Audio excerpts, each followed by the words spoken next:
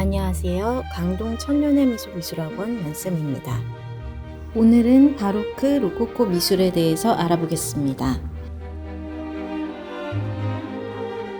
바로크는 17세기 예술을 대신하는 이름입니다. 1600년경에서 1750년 사이 이탈리아를 비롯한 유럽의 여러 카톨릭 국가에서 유행하였던 미술 양식입니다. 르네상스 시대의 그림과는 달리 등장인물의 몸동작이 역동적이며 긴장감이 감도는 구도와 격정적인 느낌을 담고 있습니다. 바로크는 남성적이며 과장된 몸짓, 지나치다 싶은 장식, 과장된 화려함, 복잡하고 과도한 기교, 화면 밖으로 잘려나간 인물 등이 특징입니다. 바로크가 포함하고 있는 불규칙하다는 느낌은 바로크가 아무렇게나 생긴 진주라는 뜻의 포르투갈어 바로코에서 유래한 이유가 되기도 했습니다. 이는 대개 규모가 크고 화려한 궁전과 교회 건축물, 복잡하고 레이어된 음악 구성 등에서 나타나며 이러한 특징들이 품위 있는 예술과는 대조됩니다.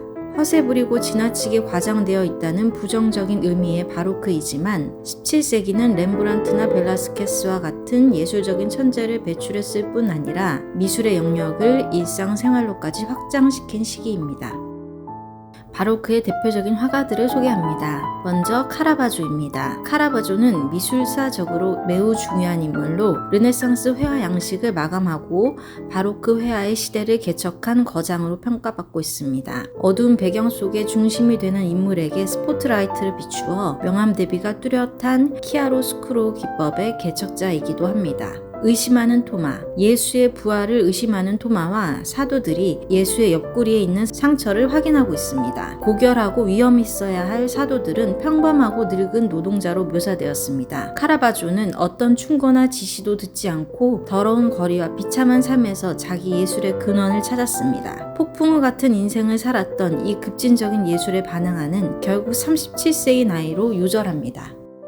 베르니니는 바로크 시대의 가장 위대한 조각가이자 건축가로서 화가, 극작가, 작곡가, 무대 디자이너로서도 활약했습니다. 번쩍이는 위트와 유머 감각을 지녔던 그는 대리석 조각이 잘 되지 않을 때는 코미디와 오페라의 각본을 쓰기도 했습니다. 로마의 분수, 종교예술, 산 피에트로 대성당의 실내 디자인으로 베르니니는 로마의 어떤 예술가보다도 위대한 족적을 남겼습니다. 베르니니의 최고 걸작이자 바로크 양식의 최고봉을 이루는 작품은 성녀 테레사의 환희입니다. 그는 성당 전체를 이 조각품을 위한 무대 장치같이 꾸몄는데 벽면에는 그림으로 그려진 발코니에 이 조각상을 감상하고 있는 관객들을 묘사한 부조가 있습니다.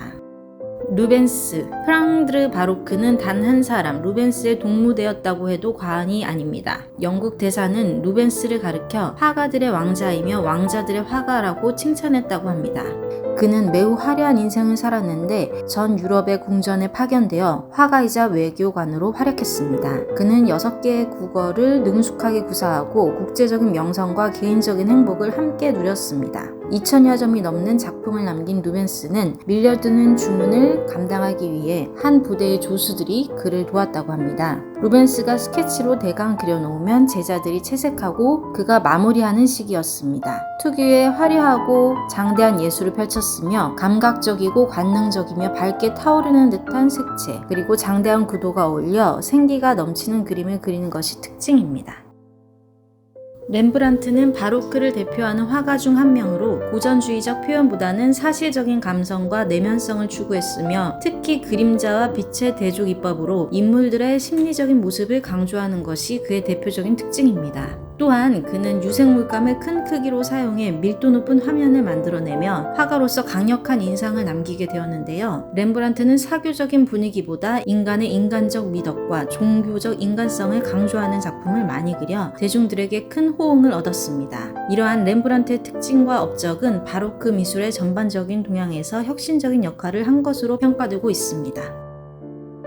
벨라스케스는 바로크 시대로 불리는 시기에 국왕의 총애를 받으며 활동한 스페인의 궁정 화가였습니다. 펠리페 4세 시절 24살의 나이로 왕실의 수석 화가가 되었고 이후에 30년 동안을 궁에서 봉사했습니다. 인물의 성격을 잘 표현한 교황 인노켄티누스 10세는 역사상 가장 유명한 초상화 중 하나로 손꼽힙니다. 초상화 속 인물의 날카로운 눈매가 너무도 사실적이어서 이를 본 교황이 너무도 실물 같다고 말했다고 합니다. 시녀들, 이 작품은 마르가리타 공주의 방을 묘사한 것으로 스페인 왕 필립 4세의 통치 기간이었으며 이 당시 스페인 궁정에서 볼 수 있는 다양한 인물을 보여주고 있습니다. 그림 속 어떤 인물은 마치 캔버스 밖으로 관객을 바라보듯이 그려졌고, 그림을 그리는 당사자 화가 벨라스케스는 캔버스 공간 너머로 밖을 내다보며 그림을 보는 사람이 서 있는 곳을 바라보고 있습니다. 배경에는 왕과 왕비의 상방신을 비추는 거울이 있습니다. 17세기 프랑스에서 가장 유명한 아카데믹한 화가는 니콜라 푸생으로, 그는 프랑스보다 주로 로마에서 활약했습니다. 고전 작품에 매혹당한 푸생은 고대 로마의 신화, 역사 혹은 그리스 조각을 모델로 하여 자신의 회화를 제작하였습니다. 푸생이 남긴 가장 큰 유산은 회화를 창작하는 방식의 하나인 장려 양식을 창안하였다는 것입니다. 회화 창작에서 기본은 주제와 그 전개 방식이 전쟁이나 영웅적인 행동, 종교적인 테마와 같은 위대한 것이어야 한다는 것입니다. 다른 비천한 주제들은 되도록 피하는 이러한 푸생주의적 방식으로 이후의 화가들이 교육받음으로 해서 프랑스 미술계, 나아가 세계 미술계에 막대한 영향을 미치게 됩니다. 베르사유, 호화찬란한 궁전. 바로크 미술의 호화찬란함의 극치는 평범한 사냥터에서 현재 헬게에서 가장 큰 궁전터가 된 베르사유 궁전에서 맛볼 수 있습니다. 이것은 한 사람의 야망에서 비롯된 것이었는데, 짐이 곧 국가다라고 말하며 절대 왕정을 수립한 태양왕 루이 14세가 건립하였습니다. 베르사유의 수백 개의 방은 수정으로 만든 샹들리에와 여러 가지 빛깔의 대리석, 은으로 장식한 가구들, 금으로 장식한 붉은 빛깔의 벨벳 목걸이로 장식되어 있습니다. 정원에는 또한 코끼리, 홍학, 타조가 있는 개인 동물원이 있었습니다. 베르사유 궁은 호화로운 가구와 미술품으로 뒤덮여 있는데, 그들 대부분이 순수 예술보다는 장식 미술에 가깝다고 할 수 있겠습니다. 거대한 스케일의 정원은 덩쿨과 숲 대신 수학적으로 정원을 설계하여 좌우 대칭으로 잔디, 나무 등을 배열했습니다. 로코코 미술은 루이 15세가 통치한 1723년에서 74년 동안 파리에서 성행했던 미술사조입니다. 로코코란 용어는 원래 더위를 피하기 위한 석굴이나 분수를 장식하는 데 쓰이는 조약돌 혹은 조개 장식을 말하는 로카유에서 유래된 것으로 주로 실내 장식에서 쓰이는 용어입니다.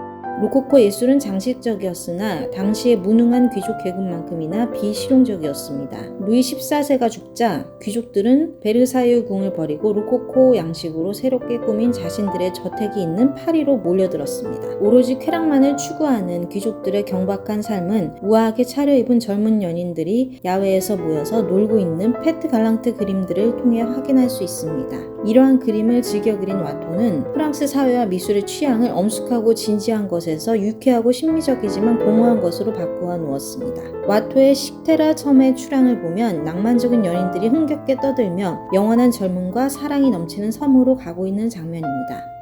부쉐의 스타일은 다소 인공적이었는데, 그는 자연이 너무 침침하고 색깔이 짙다는 이유로 자연을 있는 그대로 그리는 것을 거부했습니다. 그는 요염한 포즈를 취하고 있는 누드화로 방탕한 귀족 계급의 절대적인 지지를 받았습니다. 그네를 보면 젊은 아가씨가 히히덕거리며 자신의 슬리퍼를 벗어던지고 있고, 밑에 있는 그녀의 연인은 그녀의 치마 속을 훔쳐보고 있는 장면이 묘사되어 있습니다.